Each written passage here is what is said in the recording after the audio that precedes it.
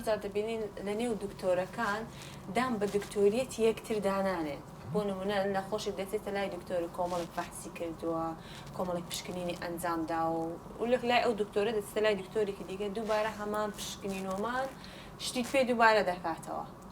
باشە بۆچی ئەم کار؟ ڕاستە طبعا ئەو غەڵەتە، ئەوەش عینەن سیستەم هەبی. بۆ نمونە مەسەلەن مەقسەدمان چییە لە سیستەمە تا ئەو خەڵکەی ئەو بینەرە بەڕێزانە تێمام بگەن. مەسەلەن مختبەر با بەسیترین شت، یعنی اقتراح دەکەم مختبەر ببتە سنترال. ئەمن هاتم ئەمە سێ کەسین هەرێکەوە مختبەرە چییە؟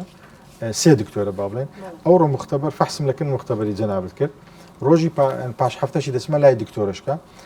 ئەو سیستەمە کەبی ئەم بتوانم کە ناوی بایمە ناو سیستەمەکەی پێم بڵێکەوە فەحسی کردی لە فلانکە مختبەری. دەتوانم بۆ نوعی شێوازی دووبارە بوونەوەی فەحسەکان کەم بکەینەوە. ئەمە ڕۆژانە ئەو شتەمان هەیە بەداخەوە کە دێت نەخۆش دەکەمان لەوانەیە 3000 ڤایرۆساتی کردیە خلالی مەسەلەن مانگەی. ئەوە یعنی ناتوانم هەموو حەقی خەتای دکتۆرەکە یان خەتای نەخۆشەکەی بگرین. ئەم بەڕێی من سیستەمەکە دەبی چا بکرێ ئەوجە لە شێوازی بیرکردنەوە هەتا دەگاتە چاکردنی ئەوەی مختبەر باسمان کرد. من مختبەر ئەوڕۆ لە سلێمانی دەکەم سبەینێ لە هەولێرێ ئەمن دکتۆرم ئاپەکەم هەبی شتەکەم هەبی کە ناوی نەخۆشەکەی دادەنووسم دەبینم دوونێ لە سلێمانی فەحسی کردی فلانکە مختبەری ئەو پارە زیادی لۆ پێ سەرف بکەم، ئەو مختبەری لۆ مەشغوڵ بکەم. باشە دکتۆر ئێوە دەتوانن مەسەڵ وەکو دکتۆر چەند کاریگەریتان هەبێ بۆ ئەوی سیستەمێکی وەها شێوە دابمەزرێت؟ ئەمە ئەکید ینی هەر کەسە لە جێ خۆی ینی ئەمە تاک زۆر میمە ڕۆشنبیری تاک و ئەوجە پزیشکە ڕۆژنامە نووسە عملەکە ڕزق فرۆشەکە ڕۆشنبیربی وڵاتی خۆمان خۆش بووێ و قەناعەتمان هەبین کەسێک نایە ئەو وڵاتەمان لۆ چاکە ئەگەم لۆ تو چای نەکەین.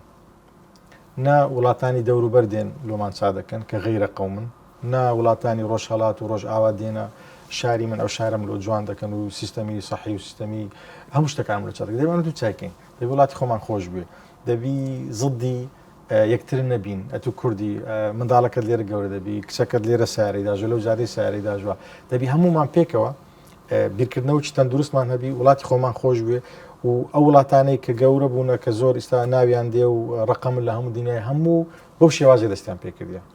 ئیشی غەڵەتیان کردیە مخالفاتە بووە قانونیان دانێ نظامیان ساڵ بە ساڵ. ئێستا ئەگەر باسی ئەڵمانت لۆکە من 8 ساڵ لێ بووم باوەڕ بکە ساڵانە قانونیان دەگۆڕی قانونەکەیە دەبین حادیسەك دەبی ئەو قانونە نالی ئەو حادیسەی مناکە یەکسەر قانونەکان دەگۆڕی لە نەقاوەی ئەطیبا مثلا ئەو بەحسەمان ئەو اختصاسەمان نەقسە یەکسەر قانونەکان دەگۆڕی وایان دەکرد ئەو اختصاسە زوو دروست ببی سەریعتر دروست ببی.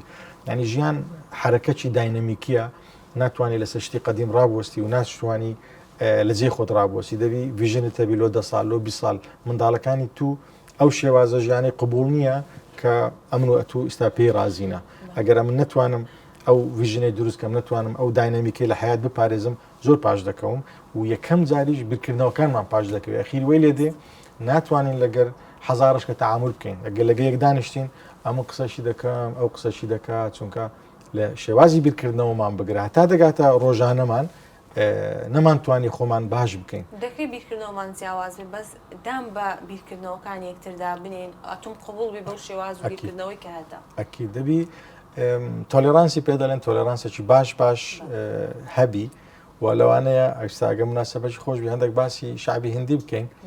من مؤتەمەرێکمانە بوو لە مۆمبای بەڕاستی زۆر معجەبیان بووم تەقەن فەوزایە هەڵایە ئەوەی چوویتە هندستان لەوانەیە بزانی وەبزان مۆمبای 33 میلیۆنی لێ شارەکە 33 میلیۆن ینی سێ چارێکی عەرەب ئەو سارە دەعم دەکە ماتۆر بەوی دەکەوی یعنی کەس خۆی عادز ناکە هەر کەس تەماشاشی دەکە و دەڕوا ئەوجە دەمگو بزانە ئەوانە ینی لەو شتەی لە کولتوری خۆیان لەوەی چەند جوان توانیتیان یەکدی مسامەحە بکەین ئەوجە لەوانەیە ئەوە مەسەلەن ئەو کولتورە لە کنەمە زایف بی ناڵێم نییە ئەکید بە ینی با هەندێک خەڵکی باشمانەیە بەڵام کولتوری وان شەڕی زۆر کەم تێدایە چکە قەرباڵ بەردەوام سیارەکان بێک دەکە شوختی بەوی دادێنی ئەو ماتۆرەکە لاقی بەوی دەکەوی تەماشام دەکرد معجەبیان بوون وڵای ئەوانە زۆر دڵێکی زۆر گەوریان تێدایە.